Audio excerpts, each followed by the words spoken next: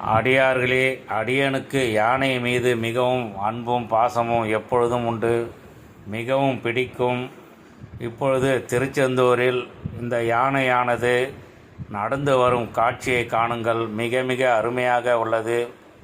இந்த யானை பாகனிடம், ஐயா, இந்த யானைக்கு என்ன உணவு வாங்கி கொடுக்கட்டும் என்று கேட்டேன்.